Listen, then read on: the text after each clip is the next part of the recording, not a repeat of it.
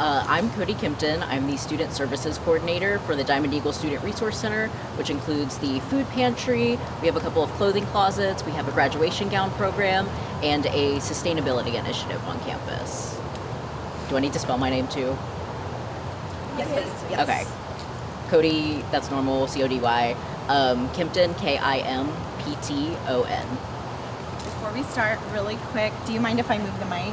No, that's good. So, you always want the mic pointed out. I this is not. Entry align with UNT's mission for student success. Yeah, so first things first, you can't learn when you're hungry, so that's kind of what students are here for, so that's how we support students. But you know, there's other values that UNT has as well, like we care is a big one, show your fire, I don't know, there's a whole bunch of other ones too. But it's kind of, it's a way to help students, you know, really lock in and not have to worry about, you know, the basic needs kind of stuff. But it's also a great way for students themselves to give back. We have lots of volunteers who were food pantry users themselves or still are food pantry users. So it's kind of a like a cycle we have going on. Thank you.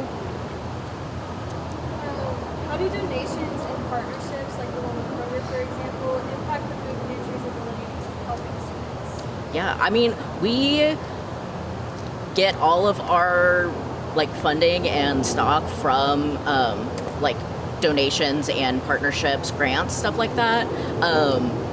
We do have like a thing with UNT where faculty and staff can like donate a part of their paycheck, and then we also don't have to pay for our space, which is awesome. But other than that, like funding for our student workers, funding for any food that we can't get from donations is mostly from Kroger, or monetary donations that other people give to us. Sorry, I completely blanked on what else I was going to say. Oh, and donations, obviously. Donations also help a lot. Like, that's how we get most of our stock, and that's how we get kind of like our fun items that people bring in too. Because usually week to week we're getting, you know, the basic, the basic staples like rice, pasta, you know, canned veggies, canned fruits, canned meat sometimes. But donations really help us and really excite the patrons when there's some cool stuff. Even though it's been 5 years after the fact, how has the COVID shutdown and lockdowns overall affected the usual people who go into the pantry and how they conduct themselves? That's a really good question. I was currently a student at the time of COVID, so I wasn't in this position. I know that the pantry's rules were a little bit different. Like, rather than coming in and picking out what they got, they kind of, like, I forget if they sent in a form or if they just kind of said, like, oh yeah, I want these items, and then they would, like, bring a bag out to someone. So I know that people like actually physically getting to go in there and do it themselves. I don't know how. I mean, I'm sure it has had an effect on how we conduct ourselves, both we as in workers and volunteers, but also like as in the patrons themselves. But I'm not really, nothing's coming to mind about like day-to-day stuff that changes. Sorry. What inspired you to become involved with? Yeah, that's kind of a crazy story. So I got involved with the Diamond Eagle Student Resource Center as a student here. I was actually involved in the more sustainability stuff, the Weeman Green Fund, which helps students create different sustainable projects on campus. I, as a student, was on the committee for that, and I kind of loved it, immediately got involved, and then I loved it so much it eventually became my job.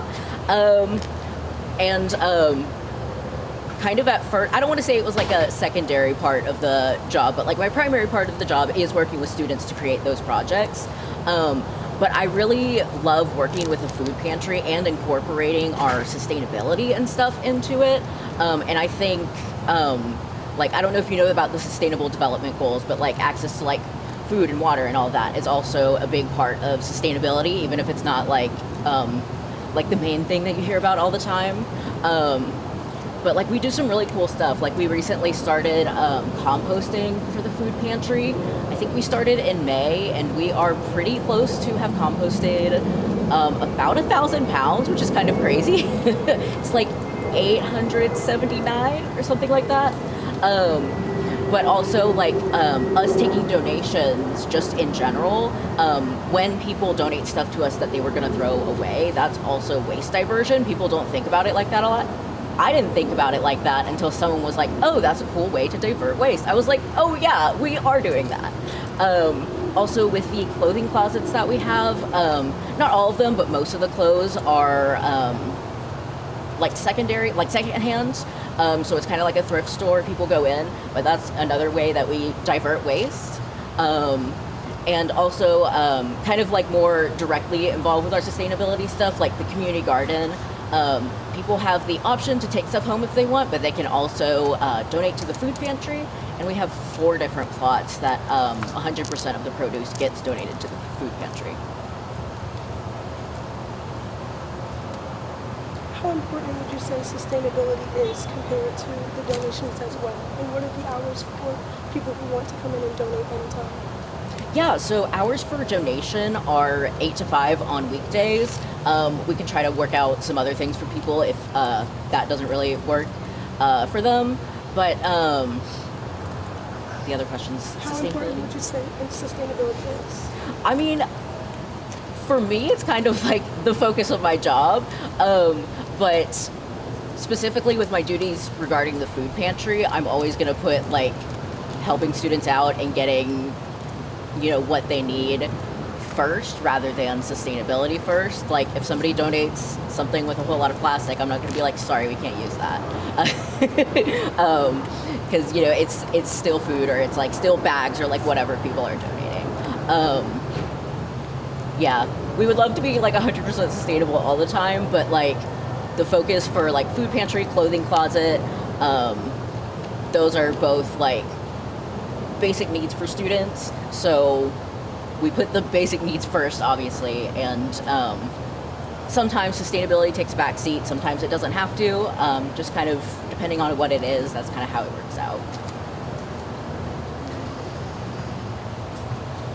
What did UNC's food pantry model or inspire from other universities? That's a good question. I think I've only visited one other college food pantry, so I can't say like for exact like this is how everyone should do it, because people have different models that are going to work for them. But I have visited the UNT Dallas food pantry, which I guess is still UNT, but they're kind of an offshoot of us. And they do stuff like a little bit differently than we do, because their kind of audience is a little bit different than us. Like for them, they're a medical and like health science school. So that's going to inform the people that are going there and what needs they're going to have. Like a lot of people at the health science center have like children and stuff. So at the food pantry, a lot of times they have like diapers and stuff and baby food and stuff to give out. The average or median student at the main campus UNT is a little bit different, a little bit younger. Most people don't have kids yet, although some people do. But since that's not our main audience, we end up not having those things a lot of times, although we do get them like donated sometimes.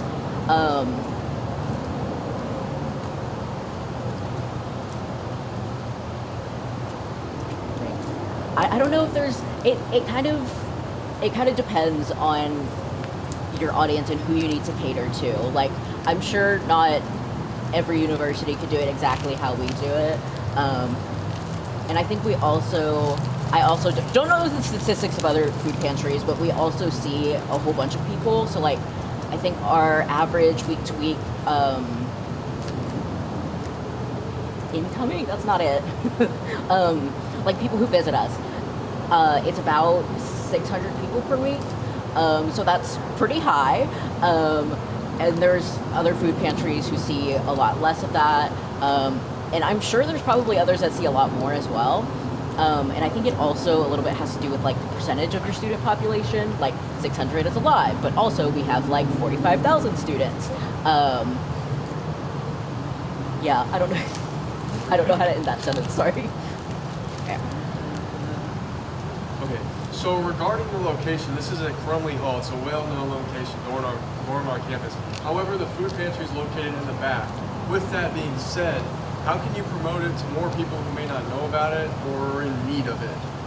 Yeah, I mean that's a good question. We do we do try really hard, and there are some things that we're working on as well. Like the community garden is kind of a good pinpoint for people, although we have just moved in the past year, so people might not know where our new location is. But we have like a big sign outside that's like Diamond Eagle Student Resource Center and Community Garden. But not everybody knows that the food pantry is in the Diamond Eagle Student Resource Center. But we also have a pretty active presence on social media. Go follow us, UNT_DES resources, I think. But our student workers are the main ones who do the content for our social media. So it's usually able to be like pretty cool and fun content.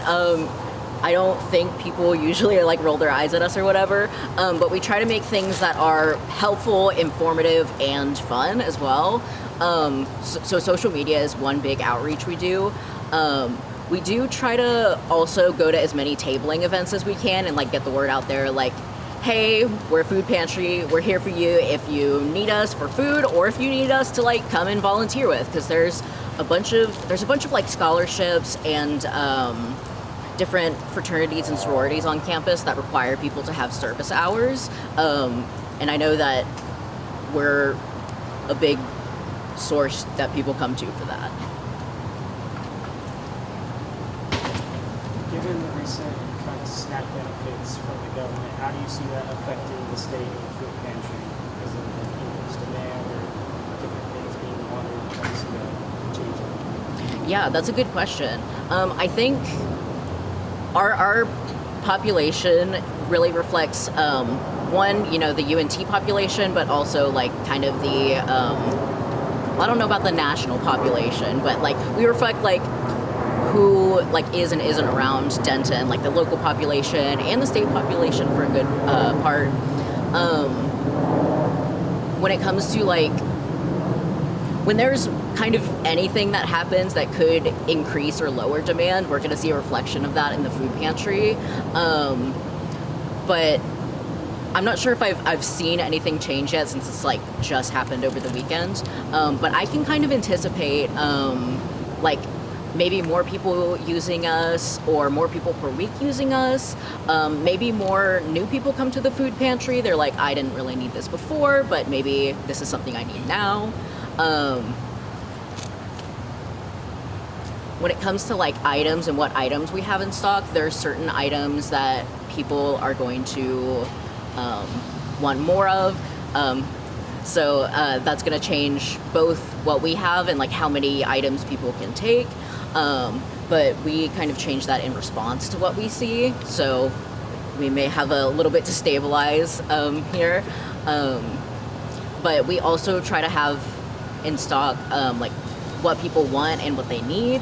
Like a good mix of like kind of hearty like items that you can make into other things, but also since all of our users are college students, people also really want those like quick meals and like ready to go meals, like stick it in the microwave and you're good to go kind of things. So we have to always find a good balance between like here's the healthy, like great cooking option, and here's the like I have 15 minutes for lunch, I gotta go option. But yeah, it's gonna be interesting.